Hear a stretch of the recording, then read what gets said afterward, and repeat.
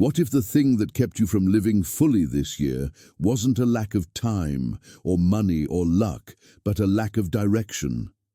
What if deep down you know that 2025 didn't really end? It will just repeat itself on another calendar with other promises, but with the same patterns. Starting a new year well isn't about having goals. It's about having soul. It's about stepping out of autopilot, looking inward with courage, and making a choice. Either you repeat or you awaken. Stoicism doesn't come to promise you a year without pain. It comes to remind you that power lies in how you respond to that pain. That your freedom begins when you stop asking permission to be who you are. In this video, you'll receive 11 keys. Not to control the world, but to position yourself within it with strength, clarity, and presence. With each lesson, a different axis of your life will be touched. The internal, the relational, the sensory, the spiritual. But pay attention. This isn't content to consume passively. It's a mirror, a calling, a silent pact with your own consciousness. Before we continue, I want you to write in the comments with intention and truth. Today I choose to become cause, not consequence. Because whoever writes that phrase isn't just commenting. They're driving a stake into the ground of their own destiny. Now let's begin. The first lesson is this. What you cultivate inside commands what grows outside. You can change your house, your profession, your country. You can swap the furniture, the haircut, even your friends. You can paint the walls white, clean out every drawer, reorganize every detail of your life. But if you don't change what you carry inside, everything will return to exactly how it was. The pain will find another way to manifest. The anguish will arrange a new face. The confusion will infiltrate again like water leaking through an invisible crack. There are those who think that starting over means doing things differently on the outside.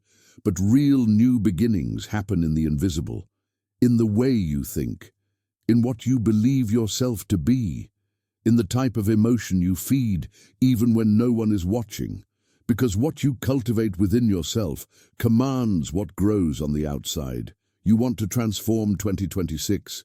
Then stop looking only at the goals, the numbers, the plans. Look at your internal soil, at the ground where all those goals will be planted.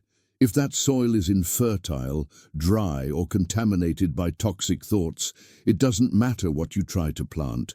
Everything will grow crooked, fragile, short-lived. But if you take care of the invisible, of what no one applauds, everything visible will gradually align. The human mind is like a garden, only invisible to the eyes. Every day you scatter seeds, a word you repeat mentally, a memory you insist on revisiting, a judgment you feed, a comparison you can't let go of. And so, without realizing it, you cultivate realities. What you water grows, even without wanting it to. If you keep saying you're not capable, that things never work out for you, that you're always behind, those words take root and wrap their branches around your present. Every time you allow a negative thought to repeat, you deepen the roots of a story that should have ended long ago. And the more you repeat it, the more it seems like truth. Until one day you stop questioning and start living as if that were your limit, when in reality it was just a poorly cultivated belief.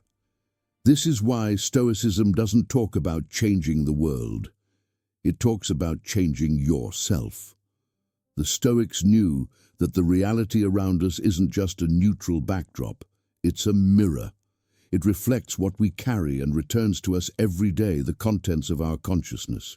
You wake up already feeling behind, pressured, as if time were your enemy. Maybe you're living according to a ruler that wasn't made for you. You feel envy, guilt, constant irritation. Maybe you're trying to fit into a life that wasn't built from what you truly desire, but from what you think you should want. There's a big difference between these two things, and you can only perceive this difference when you stop looking outward and start listening to the silence within. There's a type of loneliness that isn't an absence of people. It's an absence of inner truth. You're surrounded but empty. And this happens when you disconnect from what is yours, from what pulses in your essence. When you live on autopilot, comparing your life with others, seeking validation where there should only be presence. You don't need to be accepted to be complete. You need to be honest. You need to stop betraying yourself in the name of appearances, because every time you silence yourself to please others, you suffocate a part of yourself. Every time you force yourself to smile when you're crumbling inside, you widen the distance between who you are and who you show yourself to be. And that exacts a price, a high price. 2026 can be your year. But not because of a new planner or an online course. It can be your year because you finally decided to stop living as a stranger inside your own life. Stop and observe how you've been treating yourself. What kind of thoughts do you tolerate in your mind? Have you been your own support or your own saboteur? Because everything starts there, not on the first business day of the year, on the first thought of the morning, in how you get out of bed, in what you say to yourself when you make a mistake, in what you choose to silence, in what you accept as routine, even though you hate it. And here's a truth that might hurt, but also liberate.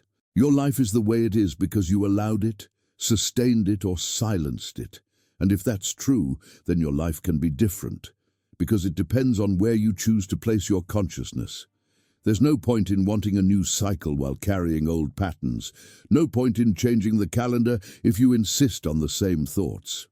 The world only changes when you change what the world reflects. Your own presence. It's time to clean your internal garden. Cut what no longer flourishes. Throw away the rotten roots. Change the soil. Plant with intention. Nurture with patience. And above all, protect with firmness. Because everything you let grow inside you becomes the foundation of what you call life. And if what grows in you is anger, scarcity, fear, or guilt, what grows around you will be confusion, failure, pain, and repetition. But if what grows is calm, clarity, conviction, and truth, what flourishes outside will be lightness, focus, direction, and freedom. 2026 won't be a new year. It will just be a new reflection of what you decide to carry inside from now on.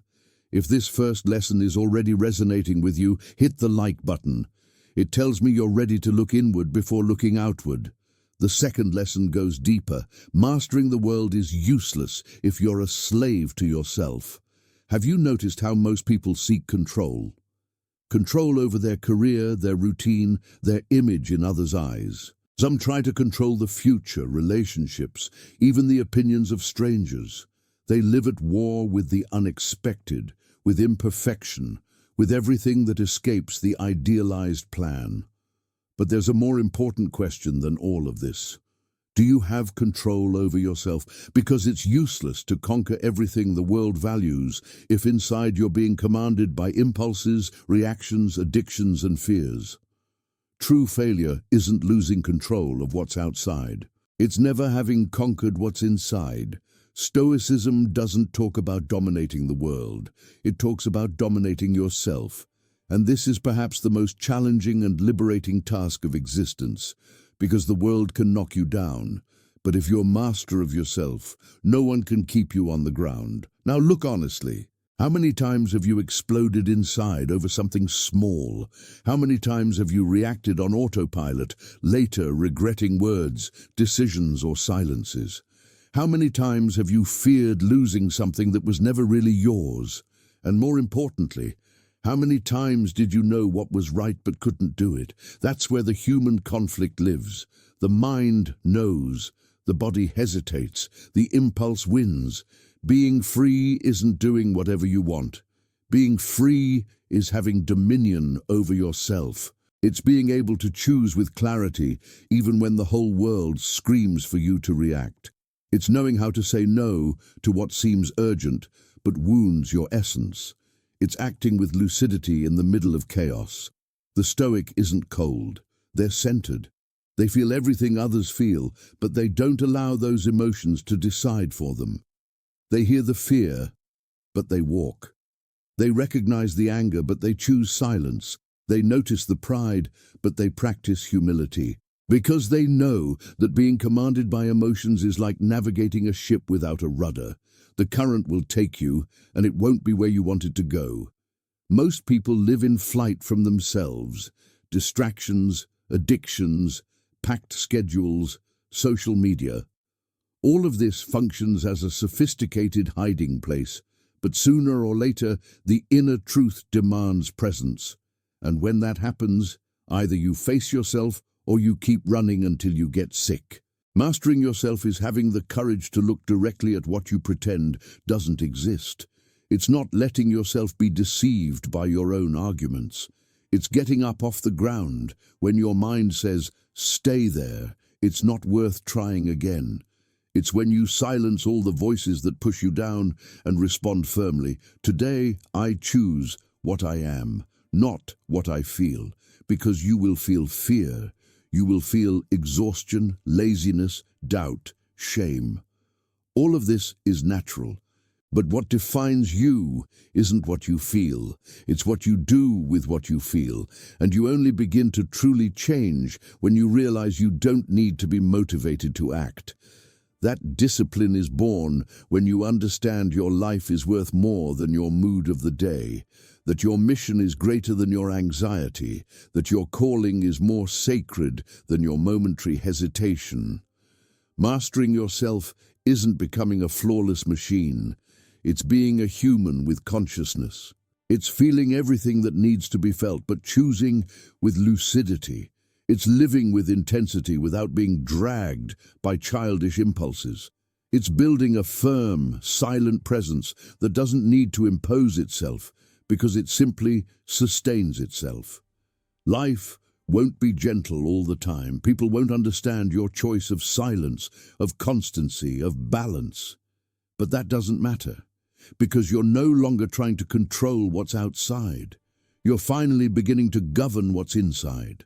And when that happens, everything changes. Fear loses its strength, anger loses its space, doubt loses its throne, because you understood the greatest territory you can conquer is your own being, and no one can take that except you yourself.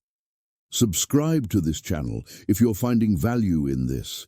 We're building something here for people who want to live with intention, not just exist on autopilot. The third lesson is about noise. Avoid the noise. It dulls the soul. The modern world has a horror of silence, as if every second of quiet revealed something no one wants to face. So there's always background music, a video playing, a phone alert, some noise filling the void, and you get used to it, like someone adapting to a polluted city. You think everything's fine, but gradually you lose your fine sense of smell, your delicate hearing, your ability to perceive nuances. When silence appears, it feels strange. It feels like absence. But what it actually is presence, the presence of what's inside, of what you stopped hearing because the noise outside became too constant. And the problem isn't just auditory. The problem is that this external noise dulls the internal world. Have you noticed how much harder it is to think clearly when you're constantly exposed to stimuli? Harder to feel deeply when something is always calling you, interrupting you, distracting you. You think you're informing yourself, but you're just fragmenting yourself. You believe you're relaxing, but you're just numbing your body with content that asks nothing of you except the next reaction. And so, the soul gradually dims, not for lack of strength, but for lack of space. The Stoics didn't live in silence by accident. They understood that only those who slow down internally can discern. That wisdom isn't born in noise, it forms in the interval. In the interval between stimulus and response, between impulse and decision, between emotion and gesture. But if you're constantly filled, you never access that space between things. You never allow thought to breathe. You never let emotion reveal its real contour. You never let truth appear, because truth requires silence, and everything that requires silence in this age is treated as irrelevant. There's a collective loss of depth. Conversations are shallow. Feelings are simplified into emojis. Pain is ridiculed or exposed in search of attention. There's no more time to digest. Everything needs to be immediate, instant, repostable. And in this, the soul, which is slow, patient, demanding, falls silent. It refuses to compete with stimuli. It withdraws, it waits, but it doesn't disappear. It gets sick, and this sickness of the soul appears in increasingly common forms. Chronic anxiety, fatigue without reason, lack of real pleasure, difficulty concentrating, emptiness after consuming what promised to fill. You might be wondering, but what do I do with this? I can't just leave the world, live in isolation. And the answer isn't in isolation. It's in discernment. It's in creating zones of silence within a noisy life. Moments when you close out the excess, when you choose the essential, when you withdraw from excess, not as escape, but as a form of regeneration. Because your mind needs pause, your body needs slowness, your soul needs air. And the world isn't going to offer you this. It will be your silent decision to preserve yourself. Start with small gestures. Don't take your phone to bed. Eat meals in silence. Walk without earphones. Sit for 5 minutes just to listen to your breathing. Turn off notifications that bring you nothing but anxiety. Don't see silence as punishment. See it as fertile ground. It's in silence that you'll hear new ideas, that you'll remember forgotten feelings, that you'll understand decisions that until yesterday seemed confusing. Silence returns you home. It reminds you of what's real. It forces you to feel. And feeling, even when uncomfortable, is always better than numbing yourself. Avoiding noise isn't about rejecting the world. It's about protecting your clarity. It's about not allowing your mind to become just a repository of others' voices. It's about not living in reaction to what reaches you, but choosing what crosses through you. And only those who hear what they think, what they feel, what they need, can choose with lucidity. And that only appears when the sound outside lowers its volume. When you close the doors to excess and open a window inward, the soul wasn't made for rush. It flourishes in its own time. And if you want to start 2026 with lucidity, you'll need to protect that time. You'll need to say no to many things that seem harmless, but occupy the space of your inner listening. You'll need to accept the discomfort of being alone with yourself for a few minutes, because that's where clarity appears, not in others' voices, but in the echo of what you always knew and had forgotten to hear. Comment below with one noise you're going to eliminate from your life this week. Making that commitment public is the first step to following through. The fourth lesson is about discipline. Discipline doesn't suffocate, it liberates. The word discipline has gained a bad reputation. For many, it sounds like punishment, like a rigid structure that limits, that traps, that suppresses the spontaneous. And it's no wonder. For a long time, discipline was associated with imposition, blind obedience, soulless rules. But that's not the discipline that transforms. That's not the discipline of the Stoics. The discipline that liberates isn't the one imposed from outside in. It's the one born from inside out. It's the gesture of someone who doesn't want to live hostage to their own impulses.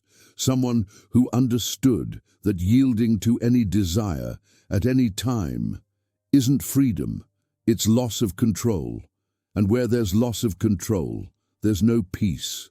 There's dependence, anxiety, fragmentation. You think you're choosing when you do what you want, whenever you want. But are you really? Or are you just obeying the loudest want of the moment? Immediate desire isn't wise. It wants relief, not clarity. It wants pleasure, not purpose. And following that desire without any questioning is like handing a ship's helm to the first wind current. It seems like freedom, but it's just absence of direction. True freedom is the opposite of that. It's knowing where you're going and not getting distracted by every wave. It's resisting the impulse that takes you away from what you decided to be. And that requires discipline. Discipline isn't a burden. It's a silent vow you make with your own essence, a pact with your lucidity. It doesn't serve to make you harder, it serves to make you more whole, because when you live without structure, everything becomes an exception.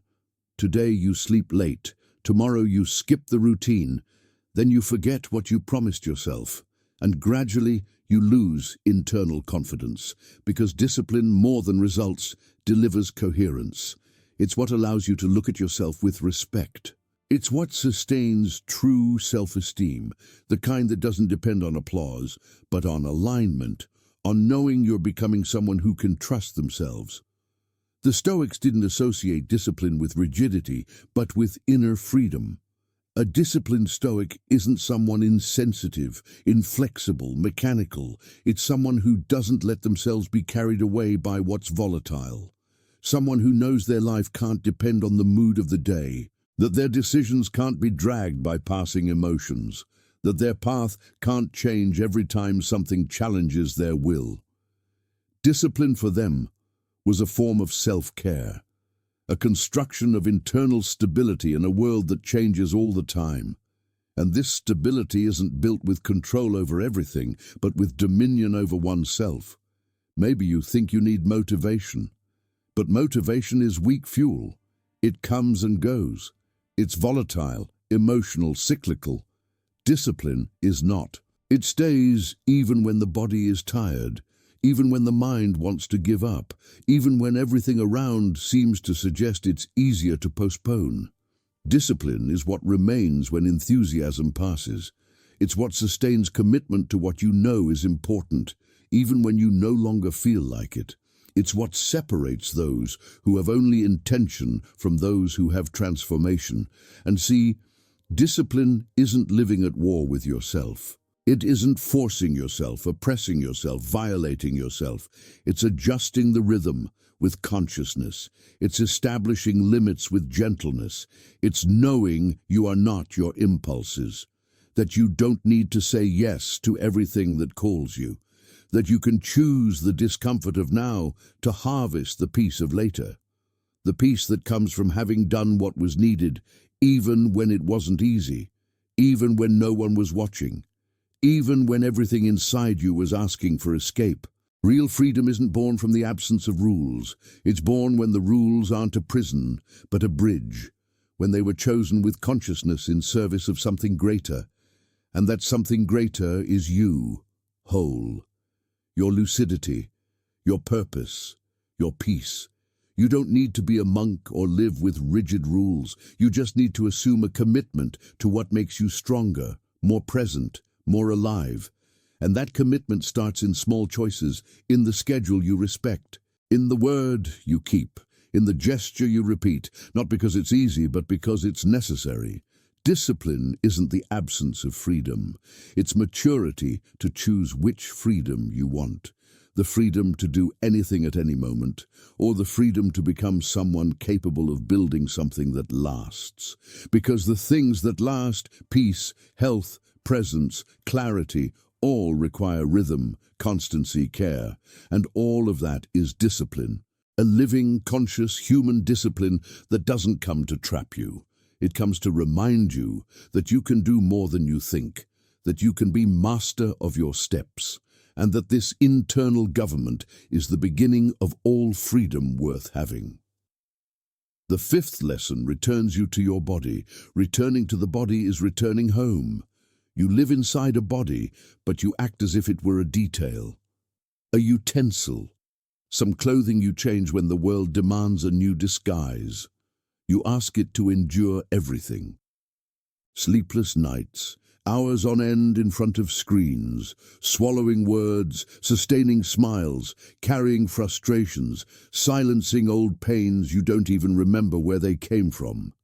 And when it starts to fail, you get irritated as if it had betrayed you. But the body doesn't fail. It just responds. It responds to every time you treated it like a machine and not like a shelter. To every time you fell silent and made it speak for you in the form of symptoms, absences, disconnections. What you call exhaustion might be longing. The body misses you. You present, you hold, you inside. The world demands that you function, not that you feel. And you learn to meet this demand, learn to complete tasks even without energy, to respond to messages even without desire, to show up where you don't want to be, to deliver more than you have, to exceed limits, to be someone reliable. But who is reliable to themselves when they abandon themselves like this? Who is worthy of admiration when they ignore their own exhaustion as if it were weakness? You're hurting yourself in the name of an efficiency that no one will return to you. And the body is the first to perceive this. It's not in a hurry, but it has memory. It stores what you despise. It accumulates the emotions you bury and transforms everything into language. Pains that repeat, digestion that doesn't flow, sleep that doesn't repair, addictions that numb. It's easy to lose touch with your own nature when you live for the outside. The body starts to seem like a burden, an obstacle, a part of you that needs to be adjusted, molded, silenced. But Stoicism, when not distorted by an ideal that's too cold and rational, teaches us that the body is an essential part of the soul. There's no virtue that sustains itself in a being who barely listens to what they feel. There's no real wisdom in someone who distances themselves from their own sensitive root. The Stoics didn't despise the body. They recognized it as a field of practice, as a starting point for self-control and true mastery. Because it's easy to seem balanced when you ignore what you feel. It's hard to sustain presence while the body trembles, while the heart races, while breathing shortens, and still remain lucid, calm, whole. You want to transform your year? Return to the body. Return like someone returning home after years of exile, without shame, without demands, without rush. Reconnect with your body like visiting an old friend. Touch your own arms with respect. Look at your skin without disgust. Understand that everything you feel, from hunger to the desire to disappear, is legitimate. The body doesn't want applause. It wants care. It doesn't want aesthetics. It wants space. It wants listening without demands. It wants to be recognized as a source of truth. Because it is. The body never lied to you. It was you who learned not to believe it. You were taught to flee, to distrust pleasure, to feel guilty for slowness, to value productivity and despise rest, to ignore touch, smell, taste. As if all of this were detail and not sustenance, you became absent inside your own flesh. And that has a price. When you don't inhabit the body, you inhabit the void. And when you inhabit the void, you try to fill it with too much food, with too much noise, with too many distractions. But what the body asks for isn't excess, it's presence, it's silence, so it can finally tell you everything you pretended not to see. And it tells you, not in words, but in symptoms, in sensitivities, in absences of pleasure, in breaks in rhythm. Reconnection begins in the gesture, in how you get out of bed, in the time you take to brush your teeth, in the way you hold your fork, in the shower you take rushing, in the clothes you put on without noticing, in the hug you offer mechanically. All of these are portals, bridges to return. Life happens there in the awakened gesture, and when you start to wake up to your own movements, you also start to recover parts of yourself that got lost in the rush. Returning to the body is an act of intimate revolution. It's not vanity, it's return. It's returning to the only place where life actually happens. The now isn't an idea, it's a sensation. It's what you perceive when you turn off the mental noise and feel your feet on the ground, the weight of your head, the temperature of your hands, the vibration in your chest. You're not in your thoughts, you're here, in this instant, in this form, in this contour, and that's enough. The sixth lesson is about reaction. You don't need to react to everything. Silence is also action. Not everything that reaches you deserves a response. Not every provocation needs to be fought. Not every attack requires defense. But we live in a time that teaches the opposite, a time when silence is seen as weakness, retreat as defeat. And not reacting seems synonymous with submission. That's why you feel you need to explain yourself all the time. to justify yourself even when you're right, to show your version, rebut criticisms, prove your truth, as if the value of who you are depended on the approval or understanding of those who aren't even willing to listen. But the truth is that many times the highest act of strength is not reacting, not out of fear, but out of lucidity. Because there are noises that aren't worth your energy, there are confrontations that are emotional traps, and there are people who don't want to converse, they want to win. The Stoics knew this. For them, true freedom isn't in saying everything you think, but in choosing what deserves to be said. They practice containment, not as repression, but as a form of self-control. Because they knew that by reacting impulsively, you hand your peace to another person. You allow someone external to dictate the tone of your day. You allow a malicious comment to throw you off your axis. You allow a minor injustice to drag you into a state of anger that lasts hours, sometimes days. And the price of this isn't small. You lose energy, focus, joy. You lose time with something that often wasn't even yours. It just crossed through you, but you decided to carry it. Reacting to everything is a disguised form of insecurity. It's as if you needed to constantly reaffirm who you are, as if every disagreement were a threat to your identity. But a solid identity doesn't need to defend itself all the time. It breathes. It allows things to pass without entering. It understands that others have the right to think differently, to be wrong, to not understand. And still, that doesn't change who you are. When you realize this, silence transforms. It stops being absence and becomes presence, a firm presence that doesn't shout but affirms, that doesn't attack but maintains, that doesn't need a stage because it already has clarity of its own voice. You don't need to respond to everything, don't need to return in the same coin, don't need to correct every misinterpretation or prove every truth of yours.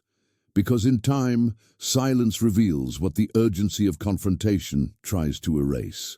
And most of the time, what really bothers you in another's words isn't the words themselves. It's how much you still need to be seen with justice.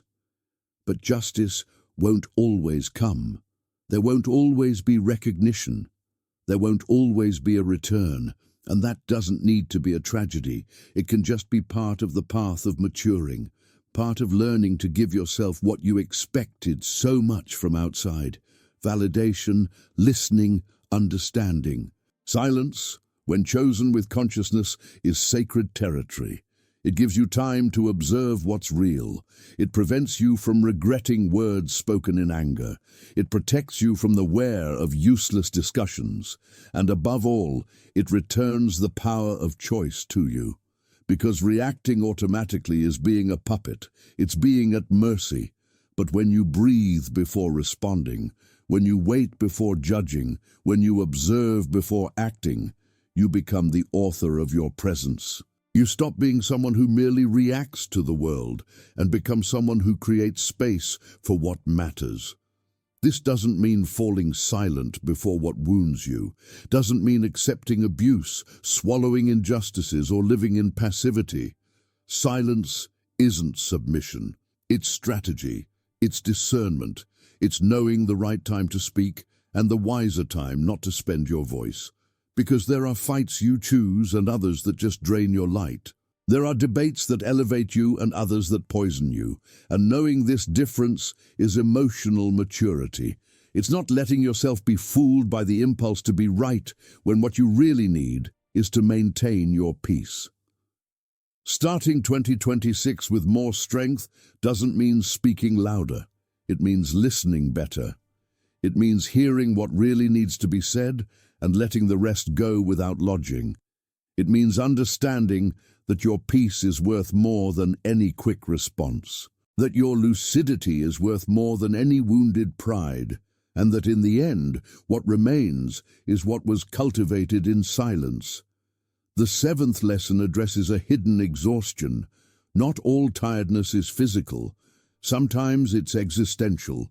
You can sleep 8 hours and still wake up exhausted. You can take a vacation and return with a heavier soul than before. You can reduce tasks, delegate functions, reorganize your schedule, and still continue feeling that something is always weighing on your chest, as if every step required more than you can give. This tiredness isn't muscular.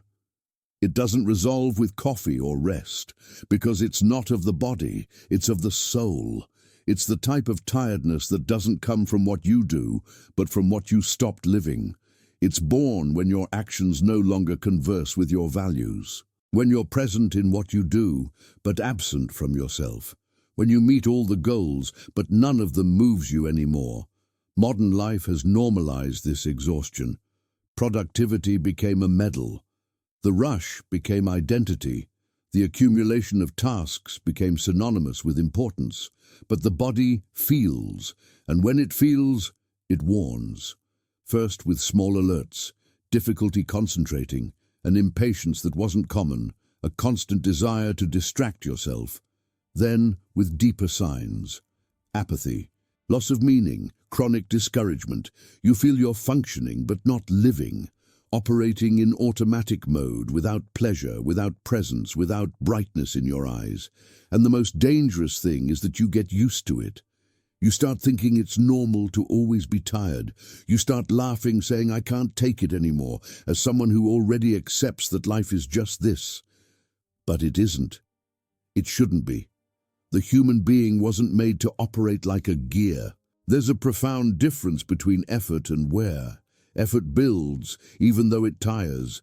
Wear consumes, even though you keep smiling. And what defines this difference isn't the quantity of tasks, it's their meaning. When you feel that what you do has value, has purpose, has coherence with who you are, tiredness comes accompanied by satisfaction. But when you work, converse, produce, relate, without feeling that it resonates with your inner self, the tiredness that settles is existential. It's the tiredness of being alive without feeling like you're living. The Stoics recognized the value of action, but never placed it above reflection. They knew it's not much doing that brings wisdom. It's doing well, acting with intention, acting with presence, acting with alignment between what you think, what you feel, and what you accomplish. Without this, life becomes an arrangement of obligations, a theater of survival, where everything works on the outside but deteriorates on the inside. And you feel it, you know it. You perceive that something is wrong when you need constant distraction to endure the days, when you start fantasizing about escape, when you find yourself wishing something would change, but without knowing exactly what. Maybe what needs to change isn't what you do, but why. Not the work, but the intention behind it. Not the routine, but the absence of meaning it carries. Not the number of tasks, but the way you give yourself to them. Or don't. Because meaning can't be bought, outsourced, or scheduled. It needs to be cultivated. And this cultivation begins with simple and difficult questions. Why am I doing this? For whom? What am I postponing in the name of this rush? What am I losing in the name of a performance I'm not even sure represents me anymore? There's a type of silence you need to face, a silence that can't be filled with series or messages or more tasks. It's the silence where answers dwell, and also discomforts, where the echo of a forgotten truth lives. You're not tired just because you did a lot. You're tired because you feel you're too distant from yourself. You're exhausted because for too long you haven't felt real enthusiasm for anything, because your conversations lost depth, your days meaning your nights rest. But there's still time. The soul regenerates when you start truly listening to yourself, when you allow pauses to become sacred again, when you understand that resting isn't a luxury, it's a responsibility, when you accept that productivity without meaning is just another way of hurting yourself efficiently. And this listening doesn't require you to drop everything. It just requires you to begin. Begin asking yourself honestly what nourishes you. What makes you more alive? What makes you not just breathe, but exist with intention? Existential tiredness isn't overcome with willpower. It dissolves with reconnection. And reconnection requires courage to rethink priorities, to say no to what no longer represents you, to abandon the mask of someone who's always fine, to admit it's hard, but that you don't want to live like this anymore, because life doesn't need to be light all the time, but it needs to make sense. It needs to touch you somewhere. It needs to remind you that you're here for something more than checking off lists. Starting 2026 with more energy doesn't mean doing more. It means doing with more truth, with more listening, with more presence. Because where there's presence, there's meaning. And where there's meaning, tiredness becomes consequence, not condemnation. The 8th lesson confronts your rushing. Hurry is a form of fear in disguise. We live in a world where stopping became synonymous with failure, where slowness is viewed with suspicion, as if someone who moves slowly were at a disadvantage, as if thinking calmly were wasting time, as if feeling deeply were a luxury.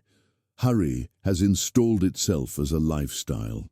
And the most dangerous thing is that it doesn't present itself as a problem, but as competence. You learn to take pride in being efficient, fast, multitasking.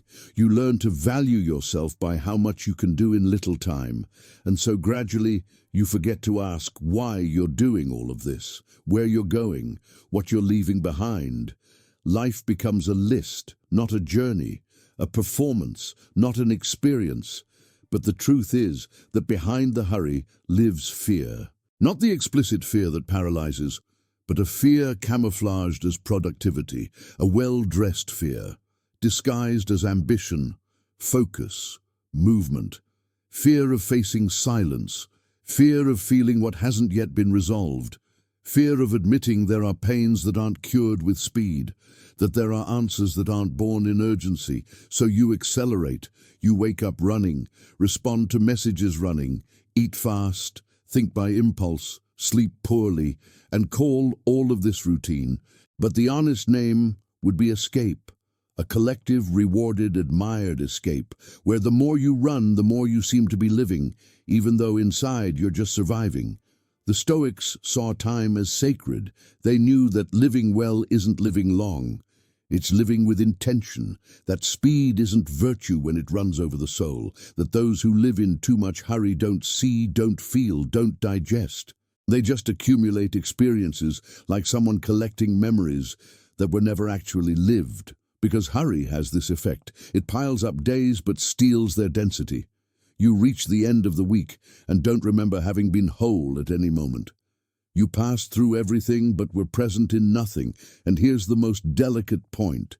Many times you hide in hurry to avoid dealing with what's asking to be heard, because it's easier to schedule meetings than to face emptiness, easier to fill the agenda than to feel what the body has been trying to say for months, easier to run than to stop and realize that despite everything seeming right on the outside, something in you has been screaming on the inside. But you don't hear it, because hearing requires pause.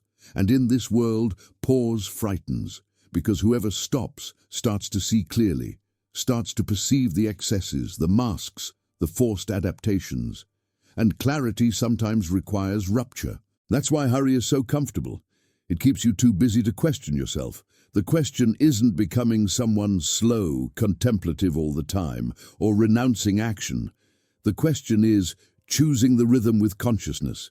It's knowing that doing fast isn't always doing well, that deciding fast isn't always deciding right, that responding fast isn't always communicating truth. Life has its own time.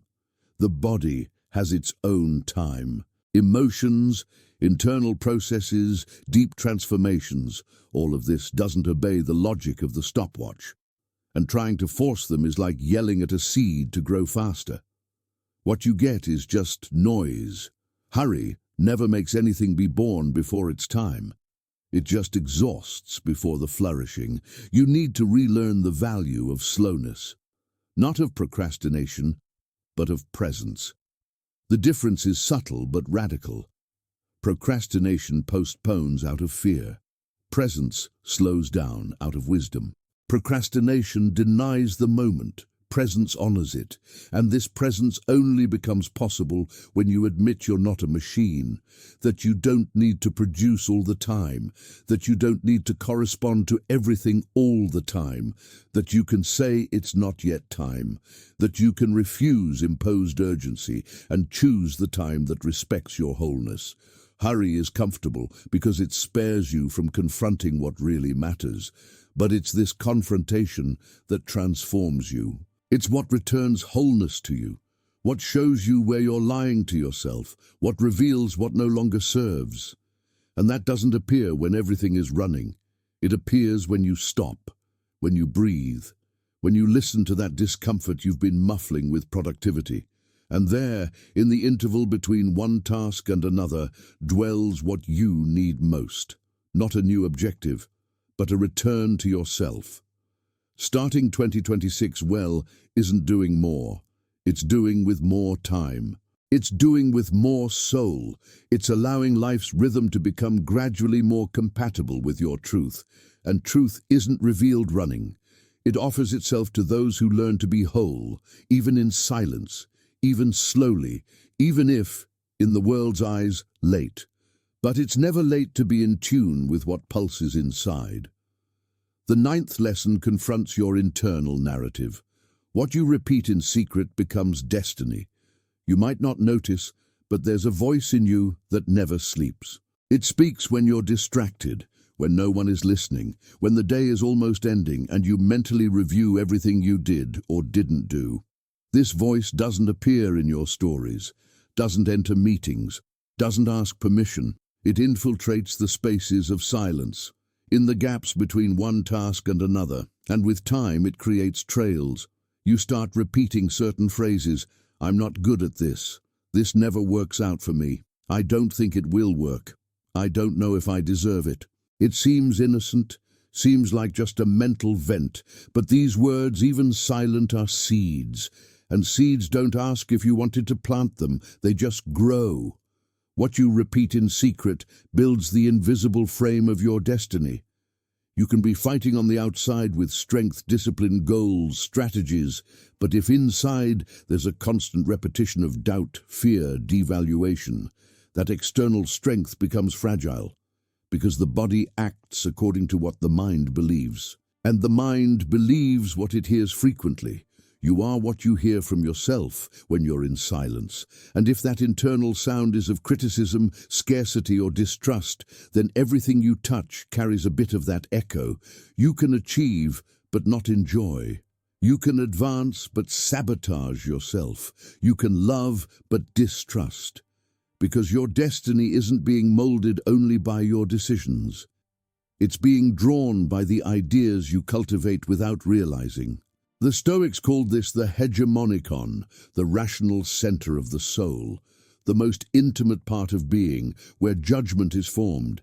It's there that before even the gesture, the value of things is decided. And you may not have control over the external world, but you'll always have power over what you let this center absorb. If you don't watch what you repeat to yourself, the world starts repeating for you. And nothing is more dangerous than a destiny built from narratives you never consciously chose. That's why inner vigilance is a practice, not a state. You need to observe yourself like someone caring for an old house, paying attention to every crack that appears, because every small fissure can become a rupture if ignored for too long. But it's not about eliminating bad thoughts. That's impossible. The mind thinks. That's its nature. It's about noticing what repeats without resistance, what settles as truth without you having authorized it. You can think I'm a failure on a bad day. That's human. But if you think that every day without noticing, that phrase becomes identity. And identity shapes your decisions. And your decisions draw your life. That's why what you repeat in secret needs to be investigated, needs to be brought to light, because the unconscious, when not looked at, commands. And you keep thinking you're in control, when actually you're just responding to a trail that's been being carved for years inside you. Maybe you're carrying beliefs that aren't yours, phrases you heard in childhood and never questioned, words spoken in moments of pain that stayed trapped in the body like an invisible tattoo. And now, even as an adult, even conscious, you still move trying to prove the opposite of those phrases. But every time you try to prove, you confirm that you still believe them. The way out isn't trying to defeat these voices. It's conversing with them.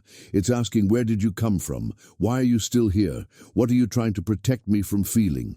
Because even self-sabotaging thoughts have a logic. They arose to protect you, to keep you in known territory. But today, what protects you traps you, and what traps you defines your steps. You don't need to shout positive mantras every day, or force yourself to think beautifully all the time.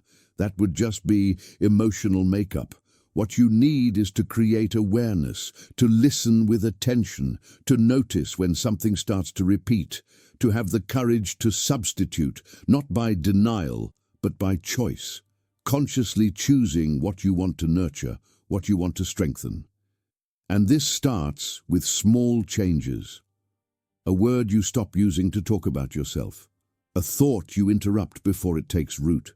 A phrase you substitute with another that, though still seeming strange, already points toward the kind of life you want to build. You can't control everything that happens outside, but you can change the tone of the voice that accompanies you inside. And this change is silent. No one will applaud. No one will notice immediately, but gradually you feel it. Feel that you're less heavy, that you're sabotaging yourself less, that you're allowing yourself more, that for the first time in a long time, you're becoming an accomplice of yourself, no longer an internal enemy.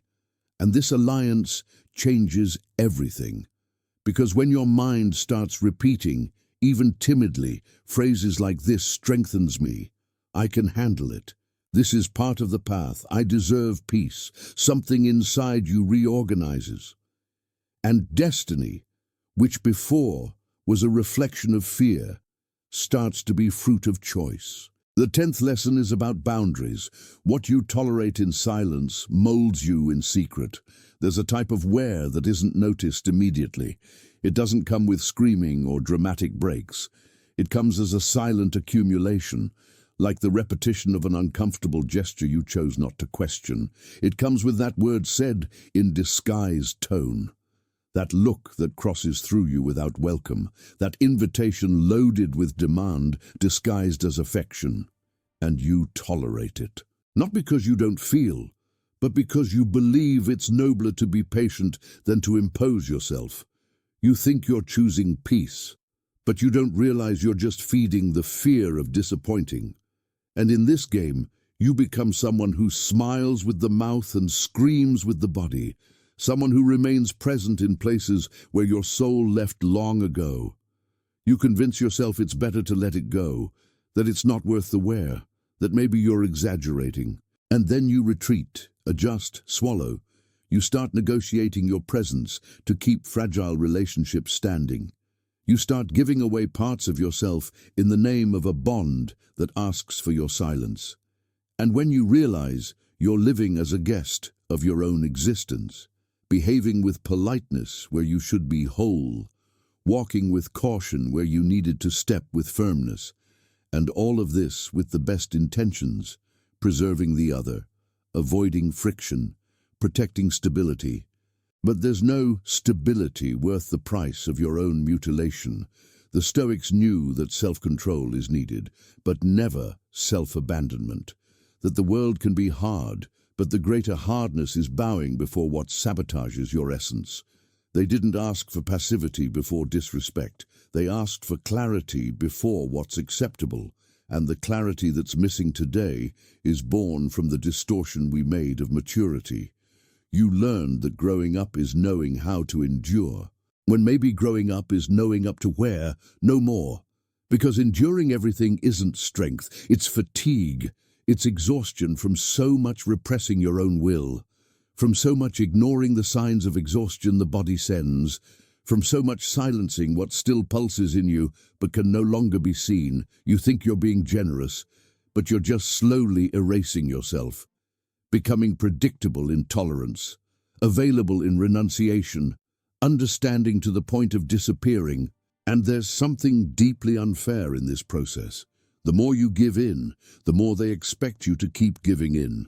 The more you tolerate, the less they perceive how much it costs you. Because no one hears the silence of someone who consents, they just take advantage of it. The world isn't cruel by nature, but it tests the spaces, and if you never say where it ends, they'll step on you thinking they're walking on common ground. There comes a time when the pain of silence becomes greater than the fear of conflict. A time when you can no longer pretend that what hurts is irrelevant. And then something inside you cries out for truth, and that truth doesn't shout. It just rises with dignity. It says firmly, "From here no more." It doesn't come as an attack, but as sacred defense. Because setting limits is saying yes to your sanity, to your self-esteem, to your emotional integrity. It's remembering that you also matter, that your discomfort also has a voice, that your presence shouldn't be sustained at the expense of concessions that dilute your identity. When you choose to always fall silent when something hurts you, you're not avoiding an external conflict. You're initiating an internal war because your body feels, your mind records, your soul perceives every time you turn your back on yourself. And these accumulated small betrayals transform into symptoms: insomnia, anxiety, repressed anger, apathy, demotivation. Not because you're weak, but because no one can bear to live in constant contradiction between what they feel and what they show. Healing begins when you decide not to lie to yourself anymore, when you recognize that keeping the other comfortable at the expense of your own discomfort isn't empathy, it's emotional slavery. When you understand that love, respect, and presence are only worth it if you can be whole. Whole isn't intransigent, it isn't rigid, it isn't aggressive. Whole is just someone who refuses to exist by halves, who learned that your light wasn't made to fit in spaces that require darkness to accept company, who understood that you don't need to dilute yourself to be loved or bow to be heard. You don't need to explode, don't need to break with everything, but you need to stop building with what hurts you, need to stop calling peace this truce where only you lower your head, need with courage and tenderness to rebuild your presence where it was used as convenience. This is possible, but it starts with a gesture, hearing the discomfort, naming what hurts, saying in a firm voice, even if trembling, that you're no longer available for relationships that only exist when you disappear. From the moment you refuse the silence that annuls you, something in you is reborn. Something that was asleep awakens. Your voice gains body, your posture changes, and the world, even if it doesn't perceive immediately, starts to understand. Here lives someone who respects themselves, someone who learned, perhaps with pain, that what you tolerate builds the invisible walls of your internal house, and that no house should be built with the material of omission. The 11th and final lesson transforms suffering. Not everything that hurts is injustice. Sometimes it's a midwife. There's a moment when you stop asking why me and start asking what still needs to be born in me. Not always does this turn happen consciously. Sometimes it's forced by loss, by falling, by the sudden interruption of a plan that seemed certain. Other times, it's slow, like the maturation of a wound that, tired of festering, starts asking for meaning. You look back and realize the deepest pains didn't destroy you. They molded you. That, what dismantled you later, organized you inside. And that not all pain came to punish you. Some came to birth versions you would never have accessed in comfort. Stoic philosophy didn't reject suffering, it didn't idolize it either, but it also didn't avoid it as something shameful. On the contrary, it treated it as a function of nature, like cold rain, time, something you don't control, but that when understood can become a path of transformation. And there's something incredibly powerful in this. Because we live in a culture that teaches fleeing from pain at any cost, that venerates joy as the thermometer of a successful life. But pain, when listened to with integrity, has a pedagogical power that no empty joy can offer. Pain shows where there's still attachment, illusion, rigidity, shows where there's still not enough self-love, where you still expect too much from others, where you still believe that control is security. Of course, there are pains that are fruits of injustice. There are pains that shouldn't happen, violence, neglect, trauma, but there are others that are part of the process of being born again, pains that aren't punishment but passage. And when you start perceiving them this way, something changes. You stop resisting so much, stop victimizing yourself, stop waiting for life to apologize for having demanded from you a little more than you were ready to give. And you start asking, if this is hurting, what in me is being torn away? And could it be that this something didn't really need to leave? You surprise yourself with your own strength when you have no other choice but to use it. You discover wisdom that was asleep. You gain clarity you wouldn't have in any other scenario, and life silently reorganizes you. It tears away what no longer sustains, moves what was stagnant, breaks bonds that were already withered, and yes, it hurts deeply, but it hurts like childbirth hurts, not because it's destroying something, but because it's bringing something to light. The Stoics had a word for this, amor fati, love of fate. Not resigned acceptance, but profound acceptance of what happens as an inseparable part of existence. They didn't believe everything happened for a reason. That's a simplistic reading. They believed everything that happens can be used as an opportunity for cultivating virtue, and that changes everything, because it takes you out of the victim position and places you as agent. You don't control the arrival of pain, but you control what it finds in you. If it finds revolt, it grows. If it finds openness, it works. It hurts, but it works. Sometimes what you need isn't consolation, but comprehension. Not sweet words, but true words. Not everything that breaks you is killing you. In many cases, it's just dismantling what you wouldn't have the courage to let go of on your own. It's revealing the fragility of an idea you insisted on maintaining. It's cleaning the rubble of an old identity. It's opening a new space where before there was only repetition. And as strange as it seems, there comes a time when you're grateful it hurt. Not in the romantic sense, not in the masochistic sense, but in the most intimate sense, because it was there that you learned to return home, that you discovered you can survive even without what you thought was essential, that you found layers of your soul that had never seen the sun, that you finally began to walk on your own. Pain, when welcomed, delivers you back to yourself. And that return is what you were seeking, even without knowing. Because what you most desire, deep down, isn't a life without pain. It's a life with meaning, and meaning can't be bought, inherited, or taught. Meaning is revealed, often in the dark. Thank you for staying with me until the end. I sincerely hope this message has been useful. I want to congratulate you for making it this far and completing the video. It means you want to improve as a person.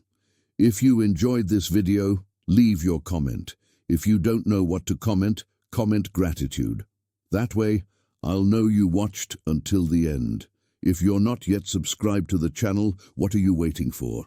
Subscribe now and join us. Stoicism is full of teachings like this that are applicable to our daily lives. Therefore, I encourage you to continue learning about this philosophy. See you next time.